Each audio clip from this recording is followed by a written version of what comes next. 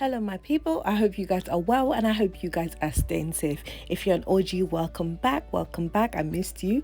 And if you're a new subscriber, welcome, or if you're new here, welcome. Please don't forget to hit the subscribe button on the screen as well as the notification bell so you don't miss out on the awesome content that I have for you. It's very important that you guys subscribe because when you don't get to see my videos, so please go ahead and subscribe. So today's video, I'm going to be showing you guys how to make this culottes, and it's a nice pair that I made. As you can see, it's a bit loose on the waist, but I went ahead to fix this after the video.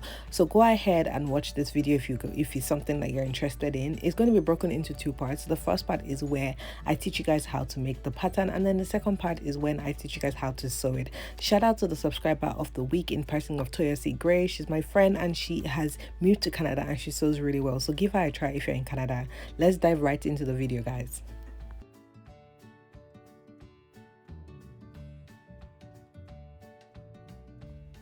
Alright guys, so like I said, in this first part, the focus is on learning how to draft the pattern, and the base is to start from your trouser pattern or your pants pattern. Now, if you don't know how to do a trouser pattern or pants pattern, go ahead and watch the video that I've linked in the icons above as well as in the description box below. It's really detailed and it'll teach you how to draft your trouser pattern from scratch. So now that I have my basic trouser pattern, it's just a straight leg pattern, nothing to it. The first thing I want to do is I want to place the front and the back on each other so that they align around the crotch, and then I'm going to make sure that the knee aligns and the end aligns.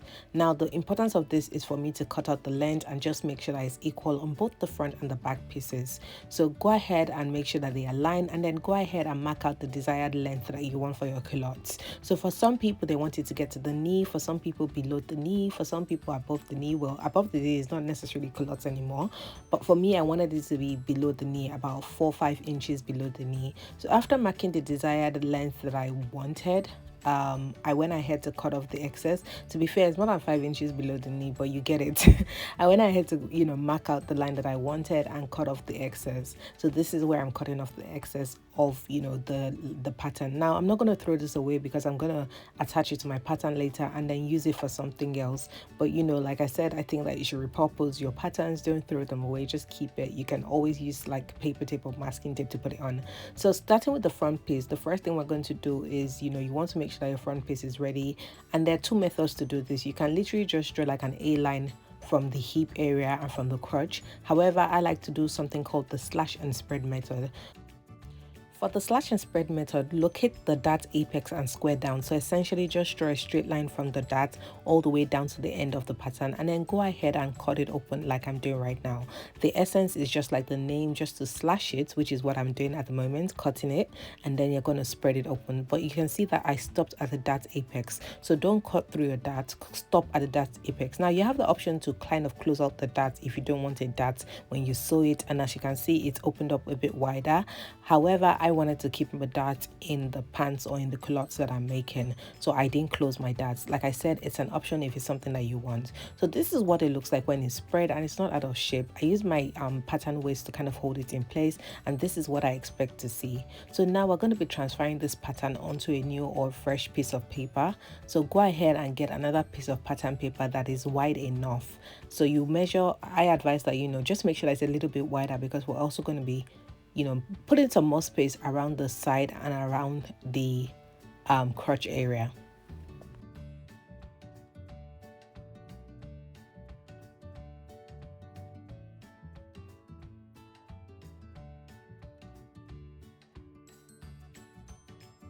After you've cut the piece of paper to desired width and length, go ahead and place it on the table, and then go ahead and place the pattern that you've slashed and spread on top of it. So as you can see, I placed my front pattern on top of the piece of paper.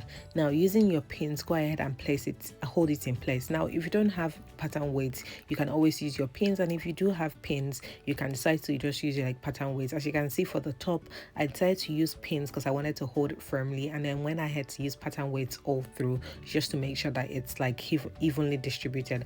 Also, I needed it to hold like the spread. I didn't want it too wide so that it's in its natural state. So as you can see, I just spread it a little. Now the next thing we're going to do is we're going to draw slant lines from the hip area and also slant lines from the crotch area. I suggest that you draw your slant line either from like 2 or 3 inches above the hip line level, or from the hip line level. Now, in case you're wondering where is the hip line, it is the first line that is directly below the darts. The first horizontal line below the darts is the hip line. So as you can see, I draw a slant line. Now for your slant line, you can go ahead and measure at the hem how wide you want it to be. However, as you can see, I measured at the end for the side front. I measured 2.5 inches initially, but I decided I wanted it wider, and I went with about 5 inches, which is double what I measured. So if you want it smaller, if you want it wider, it's entirely up to you. But for the crotch area, I marked 1.5 inches as how wide I wanted it, and I literally just like drew a line to 1.5 inches. So for that, I didn't go too wide to the crotch, but as you can see, for the side front, I went as wide as possible.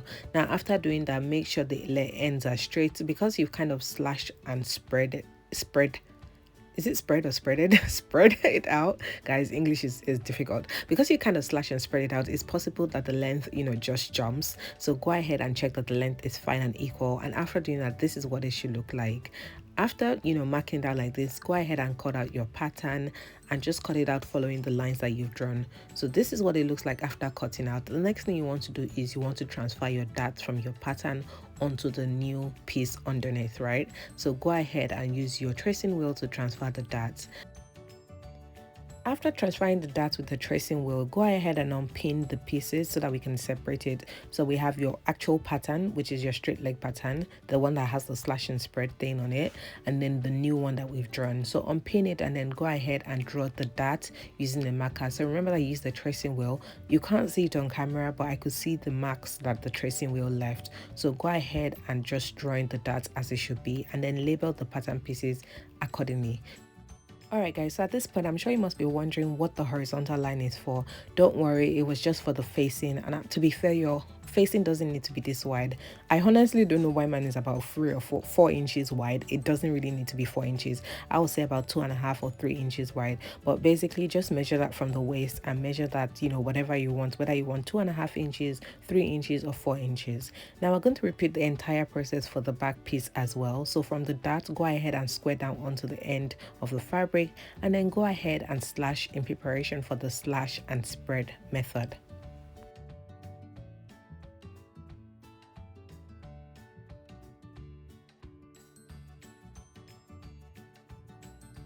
Cut out another piece of pattern paper so that it's wide enough to accommodate the slash and the spread that you're going to be doing on this new piece. After doing that, go ahead and place the new pattern piece of paper on the table, and then go ahead and place the back piece on it.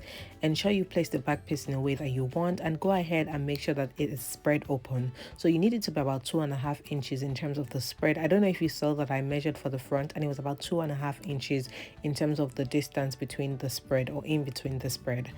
So again, like I said, if you want to use pins at this point, go ahead and use pins to hold the pattern in place, or if you want to use weights, go ahead and use weights. As you can see, I'm checking that the spread that I have here is equal, like the one that I had on the front piece as well. After doing that, we're going to go ahead and use our ruler to draw a slant line across the crotch. Again, for the crotch, I used 1.5 inches, but I realized that for the back it was a bit too small, because again, the back crotch is deeper. So I decided to use about 2.5 inches for the back crotch. Basically, I kind of just used like my intuition, and I just kind of just made it work really. So again, for the side, you're going to go ahead and spread out to the side depending on what you have. Excuse the state of my hair, guys. And then after doing that, we're going to connect the bottom or the hem of the pants.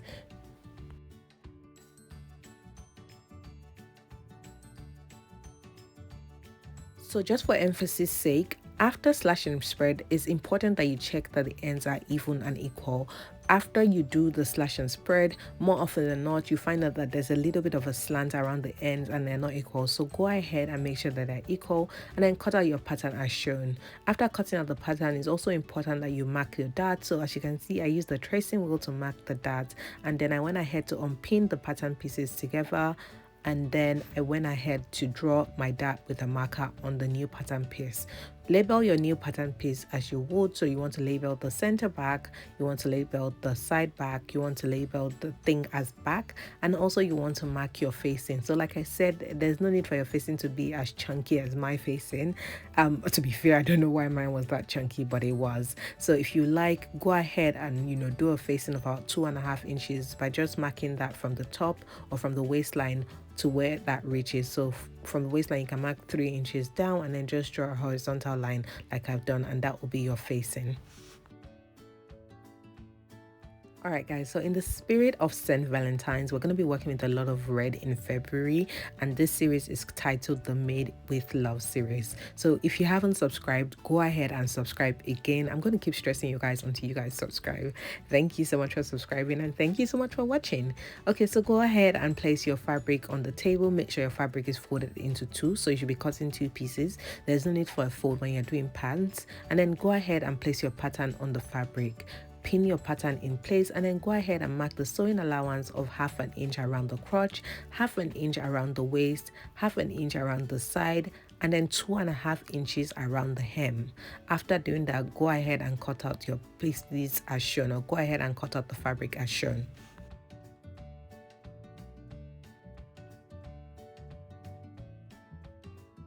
Ensure you're cutting the fabric on the wrong side, and don't forget to mark the wrong side and the right side, especially when it's difficult to tell them apart. So what I just do is I use my fabric marker or my tailor's chalk to draw an X on the wrong side so that I have it, and then I go ahead and notch the darts just like that, and that way I'm able to tell the wrong side. I'm also able to tell where the dart legs are. So again, we're going to cut out the front pieces, and likewise you want to fold your fabric into 2, and then go ahead and place your front piece on the fabric. You want to pin them in place and then use pattern weights if you have to, and then go ahead and cut out the fabric as shown. So again, on the sides you want 1/2 inch sewing allowance, around the waist you want 1/2 inch sewing allowance, around the other side of the crotch you want 1/2 inch sewing allowance, and at the hem you want 2.5 inches sewing allowance, and that's so that you can do a decent hem. So after doing that, you want to go ahead and notch the dart as well. Alright guys, so at this point we have one more piece to cut, and it's the fly piece. Now I don't know if you guys know, but a fly on the man's trousers is always on the left hand side. However, on the women's trousers there has been debate on where the fly position should be. Should it be on the left or should it be on the right? Now I did my research and it turns out that it doesn't really matter. I also checked some of the pants that I bought from different stores, and some of them are on the left and some of them are on the right. To draft your fly pattern, go ahead and draw a straight line, and then after drawing the straight line, you want to draw another straight line so that you have 1 inch 3/4 in between the 2 lines. So that's 1.75 inches on your measuring tape in between the 2 lines. Now the next thing to do is to measure how long you want it to be, and I measured about 8 inches. So go ahead and measure 8 inches. So essentially you want to have a rectangle that is 8 inches long and then 1.75 inches wide. Now as you can see, draw a curve at the end just like I'm doing, and that kind of just gives the fly shape. You can already see it like that. Now with the fly, I tend to add my pattern allowance or my sewing allowance on the paper so I don't forget. That's because I'm cutting it separately. Sometimes I could do the fly attached to the main pattern. However, for this I wasn't quite sure if I wanted to have like the zip in front or on the side, so I decided to do the fly separately when I made up my mind. So as you can see, go ahead and add 1/2 inch to the left side that is straight, and then go ahead and cut out your pattern using your paper scissors. Don't use your fabric scissors guys, use your paper scissors. So cut out the pattern as shown, and at this point this is what it should look like. So again, the dimensions are 8 inches in length for the fly, and then 1/2 inch sewing allowance on the left hand side, and then where you have the curve or the width for the main fly is 1 inch 3/4 or 1.75 inches. If you don't know what I mean, go ahead and watch the video that I have on how to read your measuring tape. I kind of explain all of that in details. Now go ahead and cut out the fly by placing it on a piece of fabric. You want to make sure that you're actually cutting out 2 pieces, and I'll explain why you need 2 pieces later. To be fair, you might only need 1, but I'll say cut 2 pieces at least for now. Some people use 2 and some people use 1, and again I'll explain why later. So go ahead and cut out the 2 pieces of the fly, and you don't need to mark out your allowance because you have added the sewing allowance on the parts that you're going to be sewing. For the other side, I didn't add an allowance because I'm going to be using my overlocking machine or my serger to finish off the sides, so I didn't really need to. Now at this point, I like to, you know, give my sewing a professional finish, so go ahead and use a serger and then, you know, serger all the ends around each piece. So take each single piece, the front one, each one of them, and serger all around it following the shape. Be careful not to trim off too much because you didn't have the allowance for trimming. So I'm using my Genomi 2000D professional serger, and God guys, this thing moves like butter. Can you guys see how smooth it is? Can you guys see the finishing of the serging? Can you guys see how nice it is? Hands down the best machine, hands down the best serger that I've owned. I really like the finish, and as you can see, I went ahead to serger each piece. So for the fly, I sergered both pieces. For the front pieces, I sergered both, and then for the back, I sergered. Alright guys, we've come to the end of this video, and if you enjoyed it, this is the part where you subscribe and turn on the notification bell so you don't miss out part 2. Thank you and see you next week. Bye.